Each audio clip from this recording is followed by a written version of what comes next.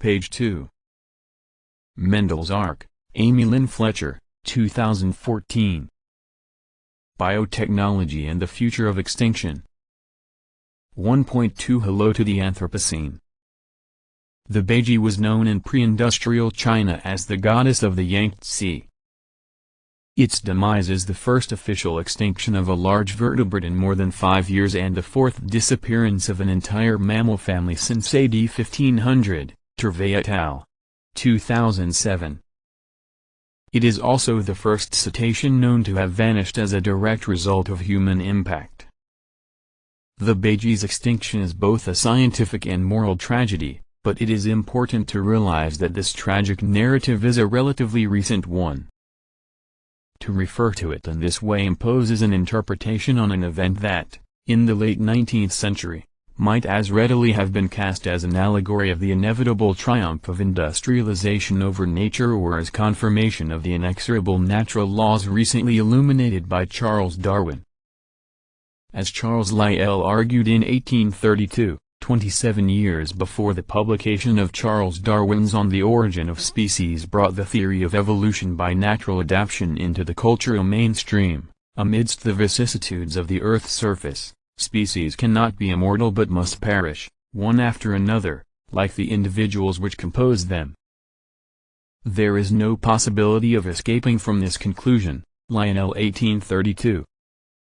Contemporary biologists use the term background extinction rate to refer to the normal processes of the modification of one species into another and the displacement of some species with better adapted competitors. Moreover, as Norman MacLeod reminds us, extinction is one of the most common of all ecological evolutionary processes, and represents the inevitable corollary of evolution via natural selection. MacLeod 2005, p. 74. Indeed, the rich biodiversity we now cherish depends upon the slow but constant turn in species and their traits over geological time. The fact that we are better able than previous generations to document extinction via the tools of social media and science does not, by itself, necessarily mean that every final disappearance of a species is a tragedy. Yet what happened to the baiji had almost nothing to do with the normal background extinction rate. It finally vanished because of such uniquely human activities as large-scale fishing of the river, indiscriminate use of fishing nets, illegal use of electric nets, habitat degradation, noise pollution, chemical pollution and anthropogenic climate change. Even deliberate political persecution played a part, as Chairman Mao encouraged slaughter of the baiji in the 1950s as part of the Communist Party's efforts to destroy spiritual beliefs among a peasant Chinese population that venerated the river dolphin. Its disappearance represents a significant and increasingly common event in a human-induced period of mass extinction so rapid and profound that some scientists argue that the Holocene, which began approximately 11,500 years ago, is over and the Earth has entered a new period called the Anthropocene, a term coined by the Dutch chemist Paul Crutzen in 2000. The premise is straightforward.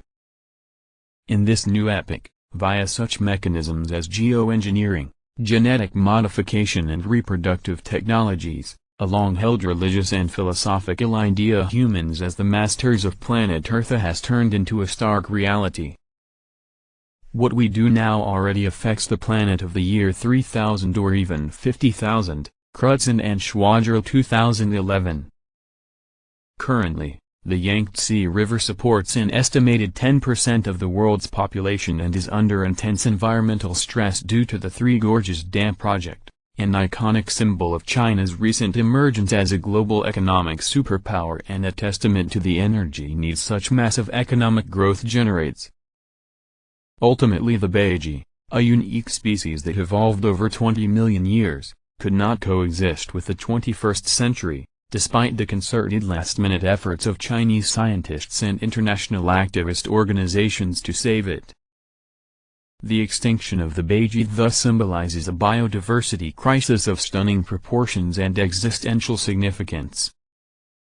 We mourn its demise not only because of its unusual beauty and irretrievability, but also because we are fundamentally responsible and because of what its fate might portend for other species at the precipice of extinction, including, perhaps, our own.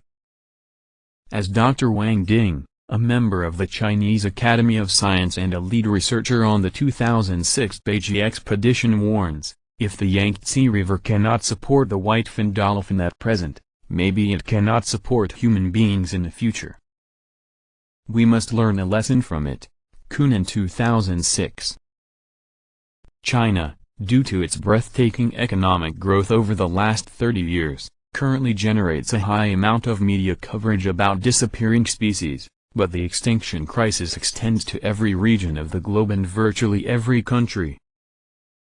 China's environmental crisis also parallels, albeit on a larger population scale, the earlier industrial era experiences of the United States, Australia, New Zealand and Europe.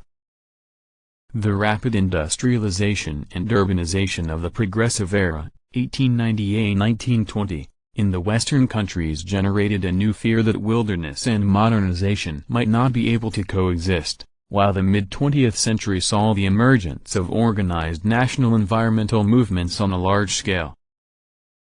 However, it is only in the late 20th century that the slow end of the Cold War opened up a space for non-traditional security issues, such as climate change and the biodiversity crisis, to be considered significant enough to merit coordinated international action.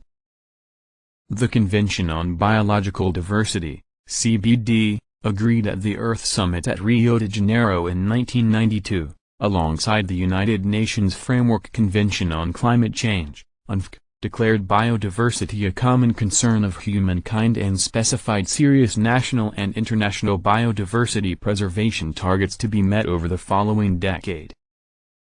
Today, not only are the targets not being met, but anthropogenic extinctions continue and the bad news arrives on almost a daily basis. Time magazine, for example, featured a cover story on the new age of extinction in April 2009. Citing some scientific estimates that extinctions worldwide are occurring at a rate up to 1,000 times greater than the normal background extinction rate that occurred prior to the emergence and proliferation of Homo sapiens, Walsh 2009. What distinguishes the current extinction epoch? What shifts it from being only a scientific or philosophical question, as in previous centuries, to a social problem and urgent public policy challenge, as well as the way in which human needs, technologies, policies and conflicts amplify the problem. As Crutzen and Schwager, 2011, argue, clumsily, we are taking control of nature's realm, from climate to DNA. We humans are becoming the dominant force for change on Earth. As with all things related to the environment, the concept of the Anthropocene is controversial. The International Commission on Stratigraphy created an Anthropocene working group in 2009 to consider whether or not the human impact on the environment is as profound and inexorable as the theory contends. Many philosophers and social scientists, furthermore, have long maintained that humans have never known nature in a pure and pristine sense that can be demarcated from culture. For example, philosopher Bruno Latour, 2004, argued in his highly influential Politics of Nature, How to Bring the Sciences into Democracy, that political ecology has nothing at all to do with nature, that blend of Greek philosophy, French Cartesianism and American Parks, p. 5. Though the scale of our impact and the types of technologies we use change over the centuries, the cultural turn in environmental studies has contended since the 1960s that the relationship between science and nature is forever being renegotiated, Latour 2004, and that there is no fixed boundary between science, culture and nature, Helson 2002. In the words of David Western, drawing a sharp line between the human and the natural realms serves no purpose when our imprint is as ancient as it is pervasive, Western 2001, p. 5458. Yet in the worlds of public policy and conservation, drawing lines between nature and culture, experts and laymen, between disciplines, between species, between the urban, the rural and the wild remains essential to how we understand and manage the natural environment. To recognize that boundaries are permeable and culturally constructed does not make understanding them, and the social needs and anxieties that produced them, any less important. The metaphor of the Anthropocene, though it reifies the line between humans and nature, compels us emotionally because of the paradox that even if we are now the masters of the planet, we seem to be rapidly losing control of the unintended consequences of modernity. Yet while our technologies may be largely to blame for the environmental mess we now find ourselves in, they also seem to promise our last best chance to stop the Earth from hurtling towards a barren future. The idea of the extinction, for example, refers to the possibility of literally reverse engineering an extinct species back to life via such tools as ancient DNA extraction and reproductive cloning. In its vision of an environmental past subject to scientific and biotechnological intervention, the Extinction project represents not just a new concept or research agenda but a socio-technical imaginary, a vision of the environmental future that draws upon the past to compel and legitimize large-scale technoscientific interventions in the present. STS Research Platform 2012. To propose that biotechnology may someday allow us to undo the environmental damage we've done is to move from the 20th century's environmental rhetoric of crisis to a new rhetoric of hope, to create a promissory wilderness which includes not only the species alive today but the multitude of species we thought irretrievably lost. Page 5.